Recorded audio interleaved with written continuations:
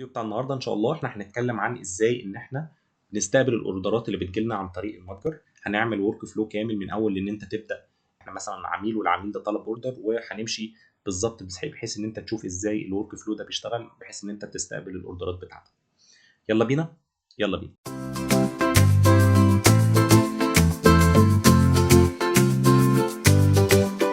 احنا هنا في الصفحه الرئيسيه، صفحه الداشبورد بتاعه الحساب بتاعنا. الطلبات كلها احنا هنلاقيها هنا في اداره المبيعات. طيب احنا هنبدا، يعني احنا لو جينا هنا، طبعا دي حاجات انا كنت عملتها قبل كده. فاحنا هنعمل دلوقتي كأن ان في حد طلب اوردر ونبدا نشوف الورك فلو بيشتغل ازاي. طيب فاحنا هنروح على ناجي ستور بتاعنا اللي احنا عملناه. طبعا اي حاجه احنا بنعملها دلوقتي بتسمع في كل السوشيال ميديا، اللي احنا طبعا زي ما احنا عملنا قبل كده، قلنا في الفيديوهات اللي قبل كده احنا ربطنا طبعا المتجر بتاعنا بالسوشيال ميديا. فده اهله حساب، تمام ماشي. طيب احنا هنا اشترينا الموبايل بتاعنا، تمام. فهنبدأ نيجي هنا ونوافق على الشروط والأحكام. طبعا احنا هنا بنتخيل ان احنا عميل، يعني احنا لو خلينا نرجع تاني للرئيسية. نفترض ان في عندك عميل، انا هعمل لوج اوت، تمام. نفترض ان العميل دخل على المتجر بتاعك وهو دلوقتي عايز ينفذ عملية شراء. فاللي بيحصل طبعا ان هو مثلا هتصفح المتجر بتاعك وبعد كده مثلا يضيف مثلا منتج زي ده مثلا، وهو خلاص عايز يعمل تشيك اوت وياخد المنتج ده. طبعا هيجي يعمل هنا، هيقول له ان انت لازم تسجل، لان انا طبعا عملت لوج اوت. فهدخل من هنا، هيوديني هنا على صفحة التسجيل. هختار تسجيل عادي خالص. طبعا الكلام ده كله طبعا بيبقى للعميل، يعني العميل هو اللي بيعمل الكلام ده. طيب هرجع الاقي المنتج اللي انا كنت ضفته لعربة التسوق زي ما هو لسه موجود. فهختار اكمل بقى عملية الدفع. طبعا يقدر العميل بتاعك يعرض السلة، ويقدر كمان يزود. يعني مثلا هنا واحد، انا مثلا افترض ان انا عايز 2، تمام، واعمل تحديث. فلما اعمل تحديث هنا الفاتورة اوتوماتيك بيعمل لها تحديث. بعد كده هعمل متابعة للدفع، وهقول ان انا موافق على الشروط والاحكام.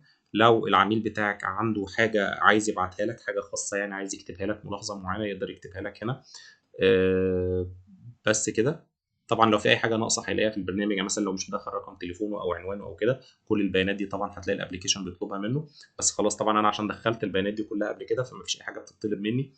فانا هعمل اتمام للطلب. تمام، احنا كده عملنا اتمام للطلب. فالمفروض كده ان الاوردر نلاقيه موجود هنا. طيب لو انت معاك الموبايل ابلكيشن، ولو مش معاك انت تقدر تنزله من هنا. تعالى نيجي هنا. بص انت لو انت لو انت، خلينا اكبر دي كده شويه، تمام. طيب انت دلوقتي تقدر طبعا تتابع اوردراتك من عن طريق الويب يعني. بس في نفس الوقت انت ممكن تتابعه عن طريق ان انت تعمل تنزل التطبيق اللي هو من خلال الرابط دوت. فحاجه من الاثنين، يا هيفتح لك الرابط على طول، يا هيفتح لك الواتساب بحيث ان انت تدخل الايميل بتاعك اللي انت مسجل بيه على جوجل بلاي، واحنا هنبعت لك الرابط بتاع الابلكيشن بحيث ان انت تقدر تعمل له داونلود. طيب ده هيفيدك فيه، هيفيدك طبعا ان انت هيجي لك نوتيفيكيشن على الموبايل اول باول. اول لما تحصل اي عمليات على المتجر بتاعك هيبدا يجي لك نوتيفيكيشن عن كل حاجه بتحصل على المتجر. ف في الحاله دي طبعا عشان انا فاتح من الويب، فهلاقي مثلا اهو ده الشخص اللي اشترى اللي هو انا برضو، تمام. هيجيبني هنا على تفاصيل الطلب. طبعا انا ضغطت هنا على النوتيفيكيشن على طول من الويب بحيث ان انا يفتح لي الطلب. طيب دي موجوده فين؟ هي موجوده هنا. يعني انت دخلت في اداره المبيعات هنا، هتلاقي كل الطلبات اللي اتطلبت قبل كده وبالحاله بتاعتها. يعني مثلا ده الطلب من المتجر بتاعك اللي اسمه ناجي شوب 1، وده كود الطلب، وده اسم الشخص اللي طلبه، وده التاريخ اللي طلبه فيه، ودي حاله الطلب. وهنا تم التوصيل ولا لا، وطريقه الدفع، هل هي دفع عند الاستلام ولا دفع بالفيزا ولا ايه بالظبط، تمام. وتقدر طبعا تشوف التفاصيل بتاعته عن طريق ان انت تقف على هنا وتعمل تفاصيل الطلب، هيجيب لك كل حاجه. طيب خلينا نرجع بس للطلب اللي احنا كنا شغالين بيه، اللي هو الطلب دوت. لو انت جيت بصيت هنا هتلاقي ان كل البيانات دي موجوده، والحاله بتاعت الطلب ان هو تم تقديم الطلب، يعني الاوردر الطلب بس لسه انت ما وافقتش عليه. طيب انت عايز تتصفح الفاتوره تشوف ايه المطلوب، فهنلاقي مثلا الكميه 2، وده السعر، وده اسم المنتج بتاعنا. تمام. وده طبعا عدد النجوم بتاعته، يعني لو حد كان قيمه قبل كده. وهنا المتجر اللي طلب اللي طلب من عليه الابلكيشن. تمام. او المنتج ده يعني. طيب اول حاجه انت خلينا نرجع بقى.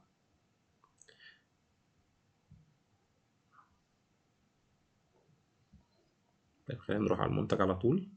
طيب ده المنتج اهو.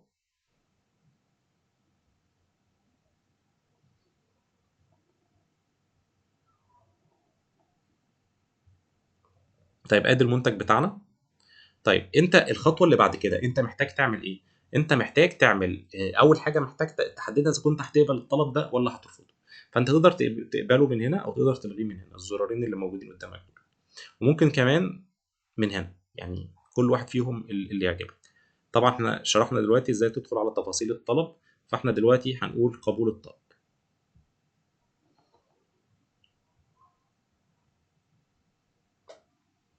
طيب بعد ما تم قبول الطلب، تمام، بقى اتحولت الحاله بتاعته لقيد التحضير. في الحاله دي انت خلاص قبلت الطلب، فاحنا متوقعين منك انك بتبدا بان انت تحضر الطلب بتاعك. لما يبقى الطلب ده جاهز او انت خلاص جهزته، خلاص في الحاله دي انت بتحوله من ان هو قيد التحضير اللي انت تبدا تعمله دليفري للكاستمر. فاحنا لو دخلنا حتى على الطلب، بص، هنلاقي ان الحاله بتاعته اتغيرت دلوقتي، تم قبول الطلب. الحالات اللي بعد كده حاجات اللي اسمها تم الرفض من الطلب من البائع. يعني لو انت رفضت الطلب هتلاقي الحاله جت هنا. تم رفض الطلب من المشتري، يعني المشتري رفض الاوردر بتاعك، او ان هو الكنسل يعني هو كنسله، او ان هو اتعمل له دليفري. فخلينا بقى نرجع ونكمل الحالات بتاعتنا. نقف هنا كده. دي مش ده الاوردر. شويه كده. اه، ده قيد التحضير. خلينا نفترض بقى ان انا خلاص جهزت الطلب ومحتاج ان انا اعمل له توصيل، فهعمل تم التوصيل. هيقول لي هل انت متاكد ان تريد وضع هذا الطلب؟ في حاله تم التوصيل هقول له نعم. هنقول له تم التسليم. لو دخلنا بقى على تفاصيل الطلب هنلاقي ان الاوردر تم التسليم بتاعه. طبعا الحاله دي في حاله ان انت اللي بتوصل الاوردر بنفسك. لو بتوصله طبعا مع باترينا فيو فبيبقى موضوع تاني.